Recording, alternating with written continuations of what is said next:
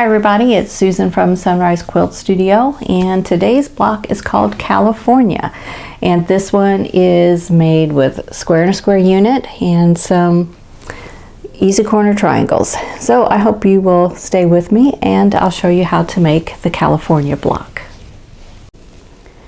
Today we're going to make the California block, and here are the pieces that you're going to need for that block.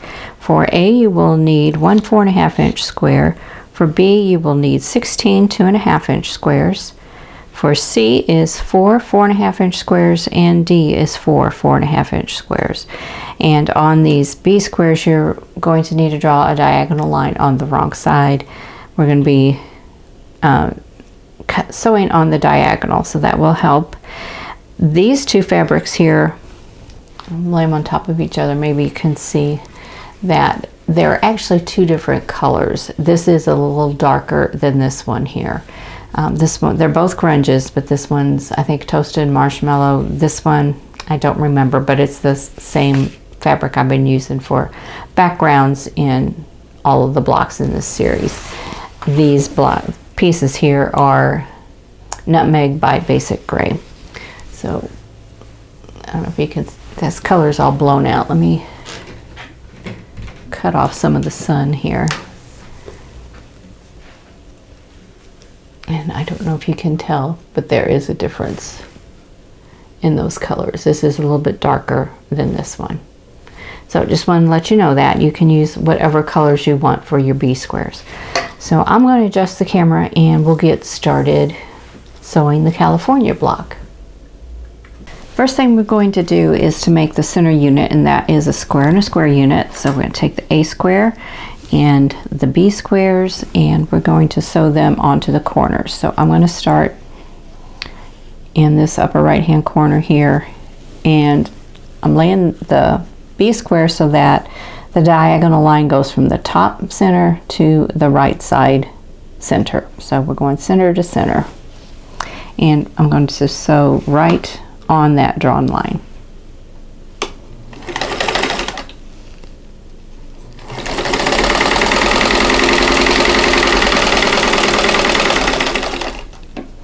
And I need to sew a square onto each corner, but I'm going to sew a square to opposite corners first. It just saves a little time. I'll sew those on first, and then I will trim and press and then sew squares onto the other two corners. So opposite corner here, and sew on the drawn line.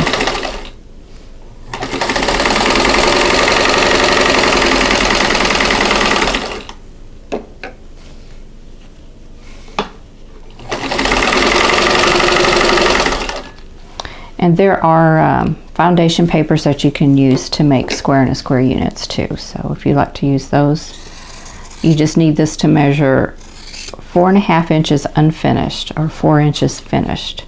So you'll need the right size foundation paper for that. And there may be rulers for this too, I don't know for certain. But this is what that's going to look like. So I'm going to press these open, and then I'll sew squares to the other two corners. Okay, so we're pressed and we're going to do the other two corners. So the diagonal lines are going to go from one center of one side to the center of the other.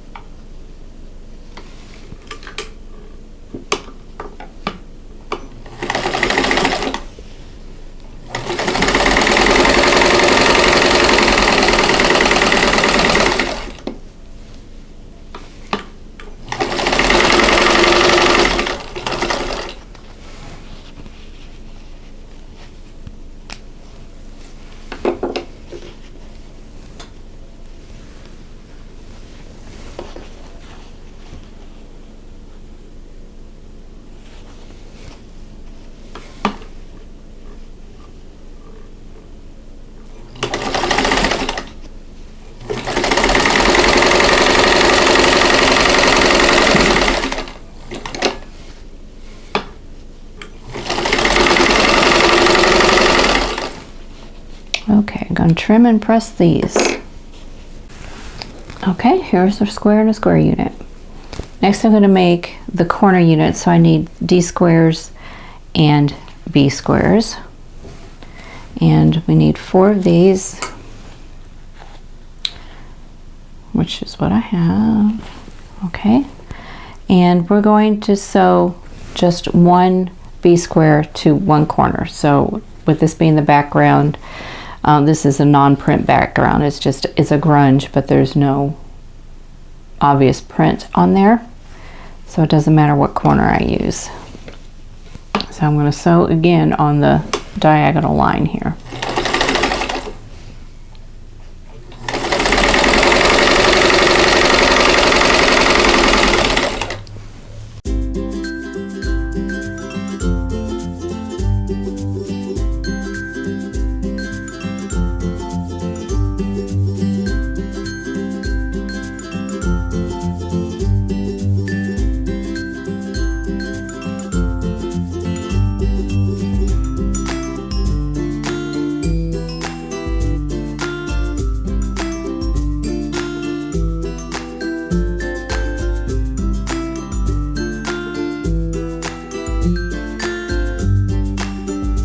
Clip those apart and trim off this outer corner, leaving a 1/4 inch seam allowance. Do that on all 4 pieces.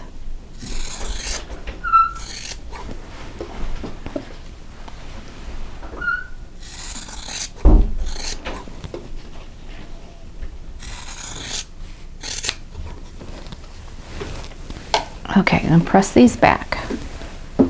Okay, so I got all 4 pieces done. So this is what we have. We just have a square with 1 corner triangle on it. So just like that.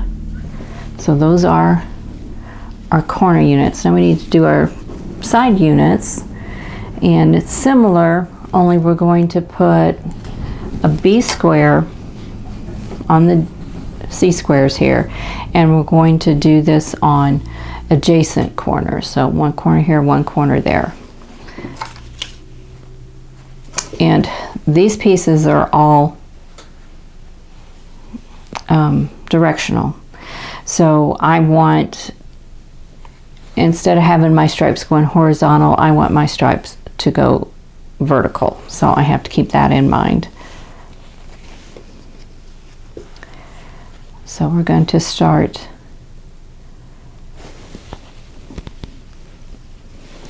in the upper right hand corner, stitch on the drawn line,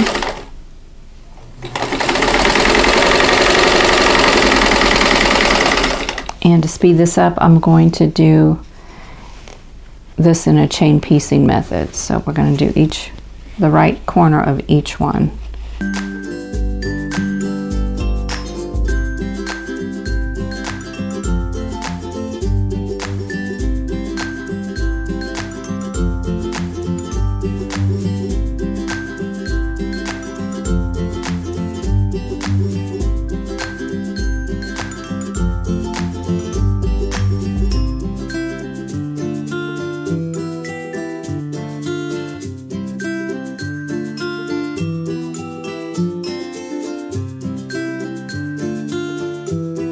So now I need to put a B square on the adjacent corner, so right next to that. So the drawn line needs to go from the top center to the left side.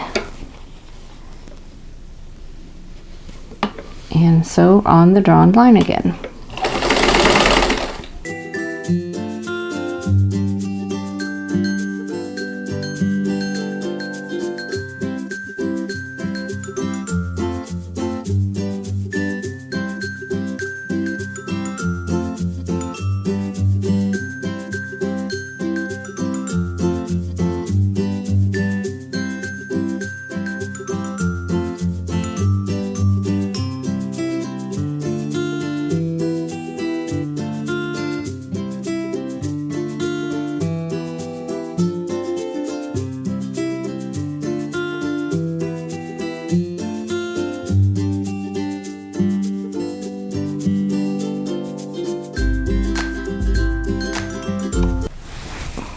Okay, and so this is what those units look like.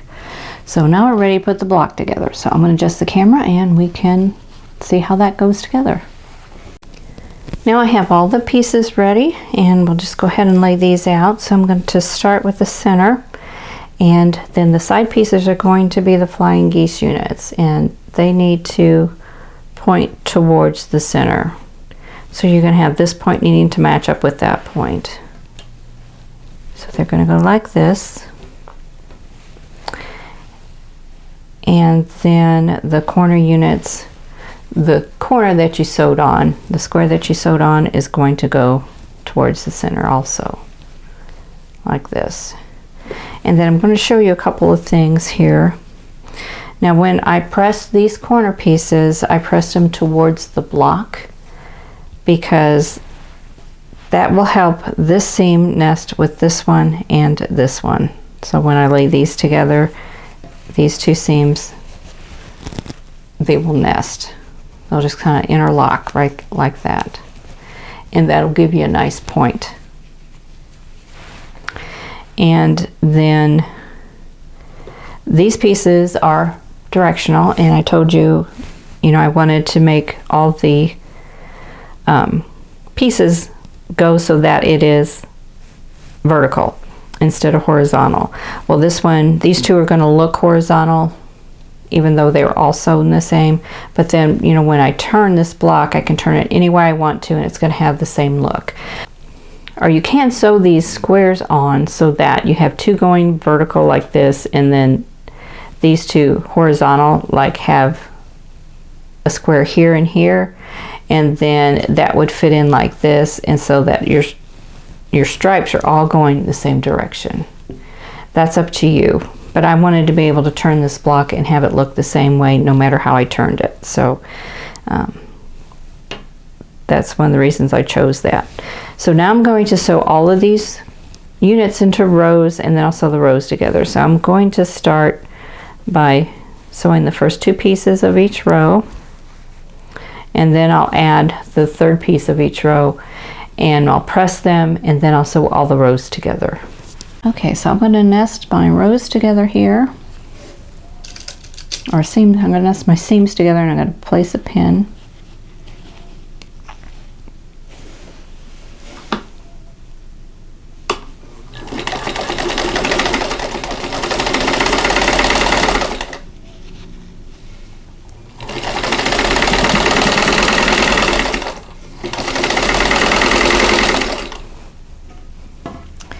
And then I'm going to put my pin right at the point of each one of these blocks and line those up together, and then replace the pin and sew, and hopefully those two points will come out nice and sharp.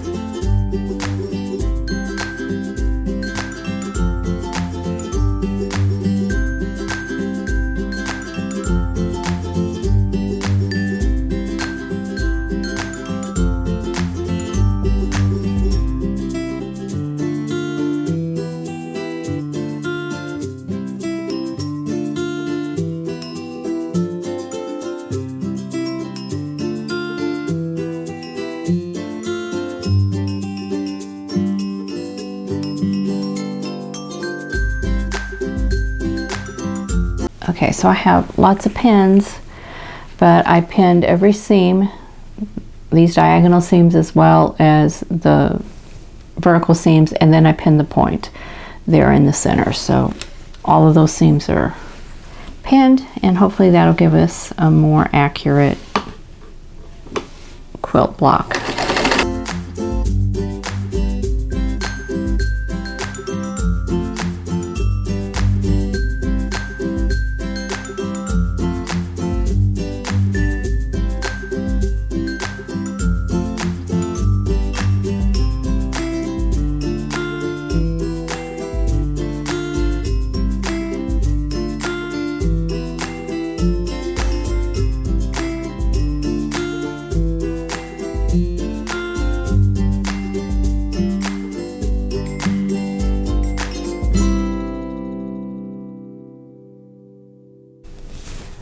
Okay, here is our completed block. So I think that turned out pretty well. The sewing is really pretty simple. We just have these corner square triangles on all of these outer units, and then a square and a square unit, which is pretty much the same method as these. It's just you're putting a square on each corner. You do have to match points all around here. But you do a pin method, and just take your time when you're sewing, and I think you'll do fine with that. And this one turned out really well. I think the points are really nice. You can see them, and I really didn't have any trouble with that, so I hope that'll be easy for you too.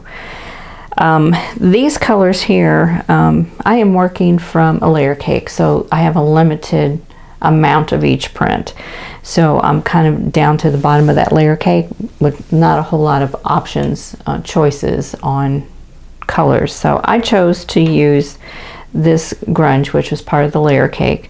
It's a darker, slightly darker than my background, but I think it gives it kind of a layered look. So I kind of like that. So, but feel free to use whatever print you want in that. You can use a print, you can use a solid, any color, any print, any solid, whatever you want to do. Just make that block your own.